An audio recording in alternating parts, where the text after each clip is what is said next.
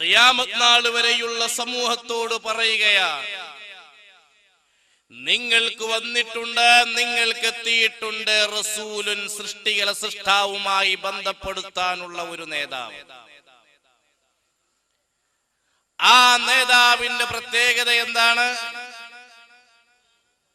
മിൻ അൻഫുസിക്കും, മനുഷ്യകുലത്തിൽപ്പെട്ടവരായി അസാധാരണ വ്യക്തിത്വമായി ജനിച്ചവരാണെങ്കിൽ തന്നെ അവിടുത്തെ പ്രത്യേകത അസീസുൻ അലൈഹി മാ അനിത്തും, നിങ്ങളുടെ അധോഗതിയിൽ, നിങ്ങളുടെ വിമ്മിഷ്ടങ്ങളിൽ, നിങ്ങളുടെ അനിഷ്ടങ്ങളിൽ, നിങ്ങളുടെ പ്രശ്നങ്ങളിൽ, നിങ്ങളുടെ പ്രയാസങ്ങളിൽ, നിങ്ങളുടെ ദുരിതങ്ങളിൽ, നിങ്ങളുടെ ദുരന്തങ്ങളിൽ അസീസുൻ അലൈഹി മാ അനിത്തും, അതിൽ അതിയായി ദുഃഖിക്കുന്നവരാണ്, വിഷമിക്കുന്നവരാണ്.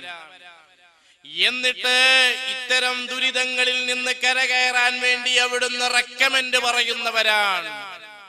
ഹദീസ് കൂടെ കൂട്ടി വായിക്കുമ്പോൾ വളരെ വ്യക്തമായി നമുക്ക് മനസ്സിലാക്കാൻ കഴിയും. ഉമ്മത്തിന്റെ വിഷമം അവിടുന്ന് വിഷമമായിരുന്നു. ഉമ്മത്തിനെ കുറിച്ച് അവിടുന്ന് ഒരുപാട് കരഞ്ഞിട്ടുണ്ട്. എത്രയോ സന്ദർഭങ്ങളുണ്ട്. ഉദാഹരണമായി നോക്കൂ എന്റെ പ്രിയപ്പെട്ടവരെ, അവിടുന്ന് ഹിറാ മലമടക്കുകളിൽ നിന്ന് ജിബ്രീൽ അലൈഹിസ്സലാമിൽ നിന്ന് ഏറ്റുവാങ്ങിയ മഹിതമായ ദിവ്യബോധനത്തിന്റെ പ്രാരംഭ പാഠങ്ങളുമായി പ്രചണ്ഡമായ പ്രബോധന ദൗത്യങ്ങളിൽ ഇറങ്ങിത്തിരിച്ച് കർമ്മനിരതരായി ഇസ്ലാമിന്റെ മഹിതമായ മൂല്യങ്ങളിലേക്ക്, ധർമ്മ സന്ദേശത്തിലേക്ക് സമൂഹത്തെ കൊണ്ടുവരാൻ വേണ്ടി പ്രബോധനം നടത്തിയപ്പോൾ ഒരുപാട് ആളുകൾ മഹത്തായ ദീനിലേക്ക് വന്നു. ധർമ്മപക്ഷത്തിന്റെ വിരോധികളായ ആളുകൾ, അധർമ്മത്തിന്റെ വാക്താക്കളായ ആളുകൾ, അതിന്റെ പേരിൽ ധർമ്മപക്ഷത്തുള്ള ആളുകളെ പല്ലും നഖവും ഉപയോഗിച്ച് ഒരുപാട് ആക്രമിച്ചു. ആ സമയം നോക്കിയാൽ മർദ്ദകരുടെ കൊലവിളികളാണ് ആ ലോകത്ത്, മർദ്ദിതരുടെ ദീനരോധനങ്ങളാണ് ആ മേഖലയിൽ. ആ നിലക്കുള്ള അവസ്ഥയിലാണ് ഒന്നാമത്തെ ഷഹീദ് മഹദിയായ സുമയ്യ ബീവി റളിയല്ലാഹു അൻഹാ. ഉമ്മമാരെ, ഇന്നുള്ള ഉമ്മമാർക്ക് ത്യാഗം എന്തെന്നറിയാൻ കഴിഞ്ഞിട്ടില്ല. ഇന്നുള്ള ഉമ്മമാർക്ക് പ്രയാസം എന്തെന്ന് മനസ്സിലാക്കാൻ കഴിഞ്ഞിട്ടില്ല. ഇന്നുള്ള ഉമ്മമാര് പഴയകാല ഉമ്മമാരുടെ ചരിത്രങ്ങൾ മനസ്സിലാക്കിയിട്ടുണ്ടോ? ചെറിയ വിഷയങ്ങൾക്ക് കോമ്പറ്റീഷൻ മൈൻഡോടുകൂടെ ഫാമിലിയിൽ പ്രശ്നം സൃഷ്ടിക്കുന്നവർ, ചെറിയ വിഷയങ്ങൾക്ക് വേണ്ടി നൈബറിൽ അയൽക്കാരോട് പ്രശ്നം സൃഷ്ടിക്കുന്നവർ, ചെറിയ വിഷയങ്ങൾക്ക് വേണ്ടി റിലേഷൻഷിപ്പിൽ വിള്ളൽ ചാർത്തുന്നവർ. പ്രിയപ്പെട്ട ഉമ്മമാരെ, കഴിഞ്ഞുപോയ കാലങ്ങളിലുള്ള ആളുകൾ അനുഭവിച്ച ത്യാഗം ഒന്ന് ചിന്തിച്ചു നോക്കൂ. സർവസമാന സൗകര്യങ്ങളും ആ കാലഘട്ടത്തിൽ ഉണ്ടായിരുന്ന ആസിയ ബീവി, അവിടുന്ന് ഷഹീദായ ഉമ്മമാരിൽപ്പെട്ടവരാണ്. മഹദിയായ മാഷിത ബീവി റളിയല്ലാഹു അൻഹാ അവരിൽപ്പെട്ടവരാണ്. ഇസ്ലാമിക ചരിത്രത്തിൽ അല്ലാഹുവിന്റെ റസൂലിന്റെ കാലഘട്ടത്തിൽ മഹിതമായ തത്വം മനതലങ്ങളിൽ ചുമന്നതിന്റെ പേരിൽ, സന്മാർഗ സരണിയിൽ സഹചാരിത്വം പങ്കിട്ടതിന്റെ പേരിൽ മഹദിയായ സുമയ്യ ബീവി റളിയല്ലാഹു അൻഹാ ഒരുപാട് ആക്രമിച്ചപ്പോഴും അവിടുന്ന് പറഞ്ഞതും പ്രഖ്യാപിച്ചതും ജീവിതത്തിൽ കാണിച്ചതും പ്രകോപനങ്ങൾക്കോ പ്രലോഭനങ്ങൾക്കോ ധർമ്മത്തിന്റെ പാതയിൽ നിന്ന് പിന്തിരിപ്പിക്കാൻ കഴിയുകയില്ല എന്നാണ് സുമയ്യ ബീവി റളിയല്ലാഹു അൻഹായുടെ പ്രഖ്യാപനത്തിൽ ഉണ്ടായത്. ഉടനെ ശത്രുക്കൾ ചെയ്തതെന്താ? സുമയ്യ ബീവി റളിയല്ലാഹു റളിയല്ലാഹു അൻഹായുടെ ഒരു കാല് ഒരു ഒട്ടകത്തിൽ കെട്ടുന്നു, മറ്റൊരു കാല് വേറെ ഒരു ഒട്ടകത്തിൽ അങ്ങോട്ട് തിരിച്ചു കെട്ടുന്നു. എന്നിട്ടോ ഒരൊട്ടകത്തെ ഇങ്ങോട്ട് തെളിക്കുകയും മറ്റേ ഒട്ടകത്തെ അങ്ങോട്ട് തെളിക്കുകയും ചെയ്ത് രണ്ട് പൊളിയാക്കിയത് എന്തിന്റെ പേരിൽ?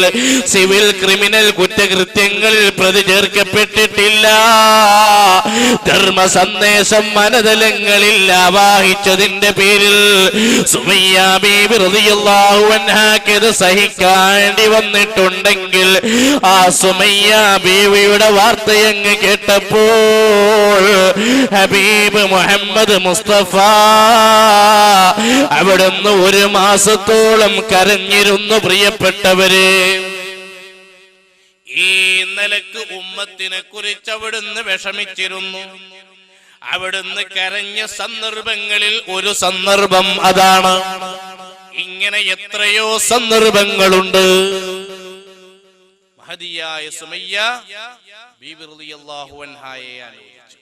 ഇനി നോക്കൂ, ഹബീബ് മുഹമ്മദ് മുസ്തഫ സല്ലല്ലാഹു അലൈഹി വസല്ലമ തങ്ങൾ അവിടുന്ന് കരഞ്ഞ മറ്റൊരു സന്ദർഭം ഉഹദ് രണാങ്കളത്തിൽ വെച്ച് ധർമ്മപക്ഷത്തു നിന്ന് മഹാനരായ ഹംസത്തുൽ ഖറാർ റളിയല്ലാഹു അൻഹു വബിഹംസത്തിൽ ഖറാരി അമ്മിൽ മുസ്തഫ അസദിൽ ഇലാഹി വ സയ്യിദിശ് ശുഹദാഇ ഉഹദ് രണാങ്കളത്തിൽ വെച്ച് ബഹുമാനപ്പെട്ട ഹംസ റളിയല്ലാഹു അൻഹു ധർമ്മവിരോധികൾക്കെതിരെ ധർമ്മപക്ഷത്തു നിന്ന് സമരം ചെയ്യുന്ന സമയം, യുദ്ധം ചെയ്യുന്ന സമയം, ചതിപ്രയോഗത്തിലൂടെ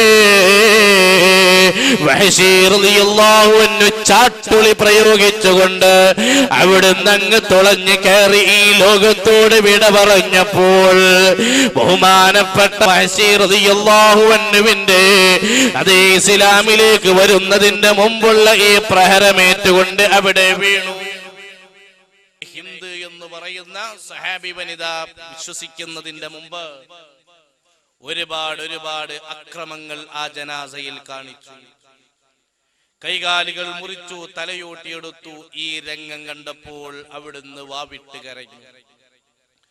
അവിടുന്ന് നിയന്ത്രണം വിട്ട് വാവിട്ട് കരഞ്ഞ രണ്ട് സന്ദർഭങ്ങളിൽ ഒരു സന്ദർഭം അതാണ്. മഹാനരായ ഹംസ റളിയല്ലാഹു അൻഹുവിനെ അങ്ങനെ കണ്ടപ്പോ അവിടുന്ന് പറയുന്നു, വാ അമ്മി യാ ഹംസ, എന്റെ കൊച്ചാപ്പ ഹംസ, ഇത് പ്രവർത്തിച്ചവരെ ഞാൻ പ്രതികാരം ചെയ്യുക തന്നെ ചെയ്യും എന്ന് പറഞ്ഞ് അവിടുന്ന് അങ്ങ് പൊട്ടിക്കരയുന്നു. ദിവസങ്ങൾ കഴിഞ്ഞു. വഹശി റളിയല്ലാഹു അൻഹുവിന് മനസ്സിൽ മാറ്റം തോന്നി. ഞാൻ ഒരാളുടെ അടിമയാകുന്ന സമയം ഞാൻ ഇങ്ങനെ ചെയ്തു ആജ്ഞയോട് കൂടെ, പക്ഷേ അത് തെറ്റായി പോയി. അതുകൊണ്ട് എല്ലാ നിലക്കും മാപ്പ് നൽകുന്ന ലോകത്തിന്റെ നേതാവ് ഹബീബ് മുഹമ്മദ് മുസ്തഫ ഉംബിതു അന്ന റസൂലല്ലാഹി യൗഅദനി വൽഅഫു ഇൻദ റസൂലില്ലാഹി മഅ്മൂലു. നബി സല്ലല്ലാഹു അലൈഹി വസല്ലമ തങ്ങളുടെ അടുക്കലേക്ക് മാപ്പ് പറഞ്ഞ് വിശ്വസിക്കാൻ വേണ്ടി പോയി.